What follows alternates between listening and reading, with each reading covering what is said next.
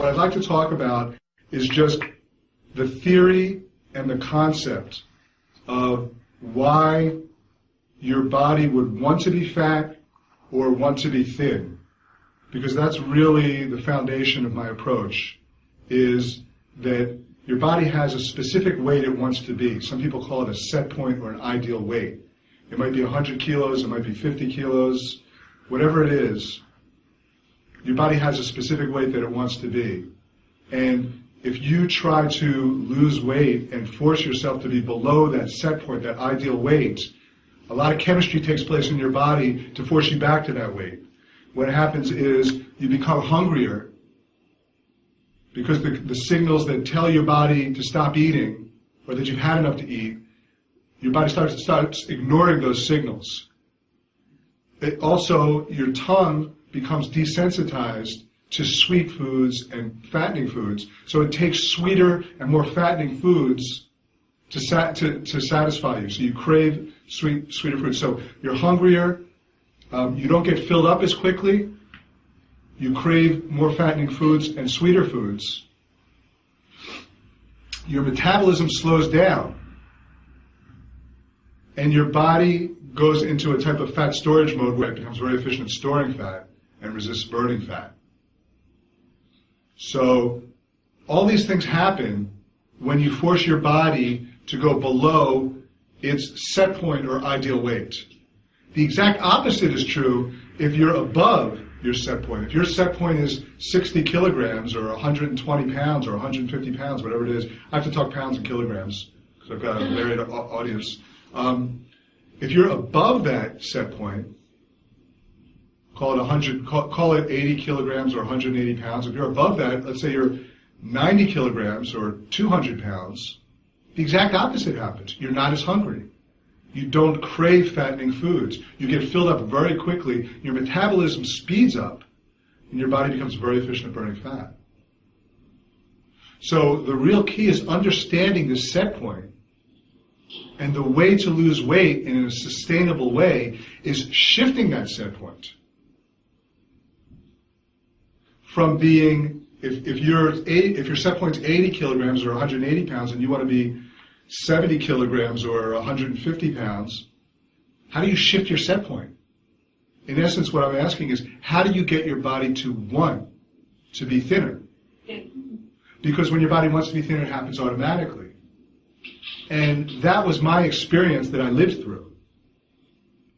Because when my body wanted to be fat, there was nothing I could do to lose weight. I mean, I lost weight in the short term by dieting, but my body was fighting me, and it kept wanting to be fatter. My set point kept shifting, until I was over 400 pounds or 180 kilograms.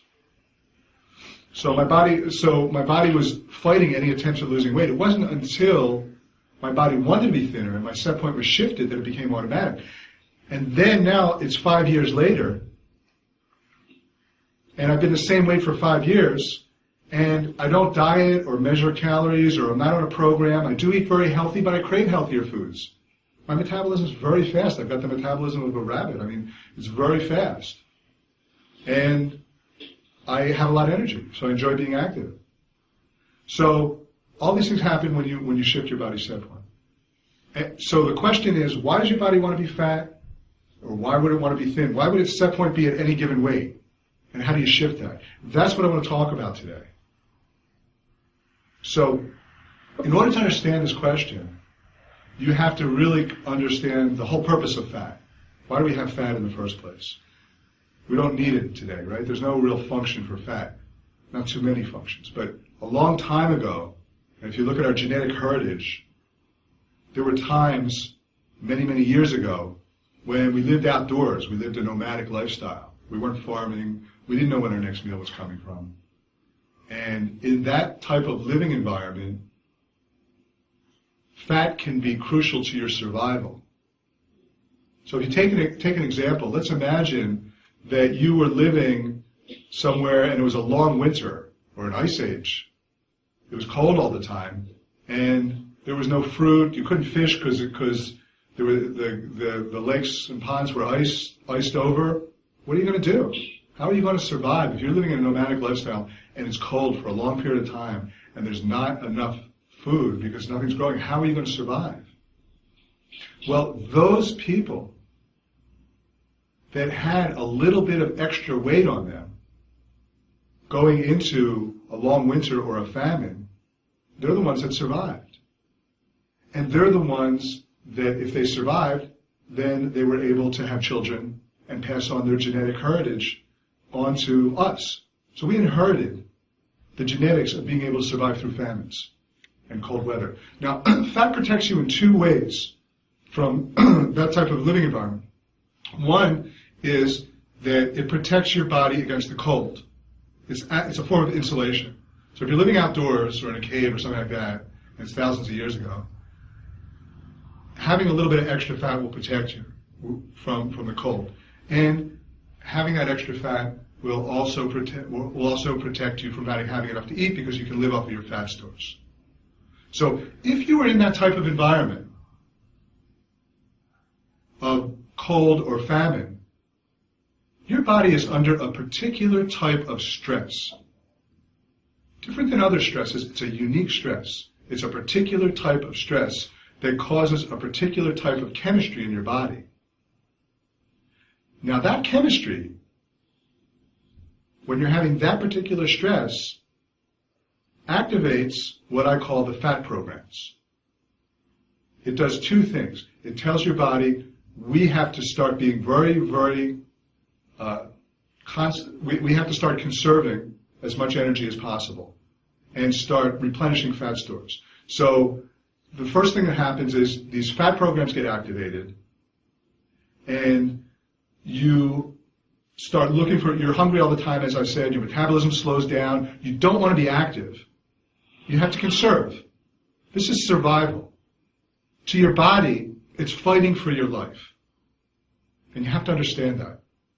So when these fat programs are on, it's not funny to your body, it's fighting for its life. And so you're going to conserve. You're going to be hungry. Your metabolism is going to slow down. And all these things that I described are going to happen. And what is also going to happen is your set point is going to shift. Because your body reacts to stress and adapts to stress, so that the next time something happens, it's not going to be as threatening to you. So if you're in a famine, or a cold weather, or your fat programs get activated, not only do you go into this conservation mode, but your set point says, you know what? Rather than be 80 kilograms, we need to be 90 kilograms from now on. That's our set point now. We've just shifted our set point. So that the next time a famine comes around, we're going to be better able to survive. And that's how your body survives. And that's how our bodies survived through these periods. That's how and why your body shifts its set point toward being heavier. That's why your body would want to be fat. Now today, we don't have famines anymore. We don't have cold weather we have cold weather, but we have clothes and we have controlled living environments. It's not a real stress. And we don't have famines. But we still have stress. And we all know that. And we have stress that comes through, that can be mental, physical, emotional, energetic, all types of different stresses that we have in our lives. And every type of stress that you have is causing chemistry in your body.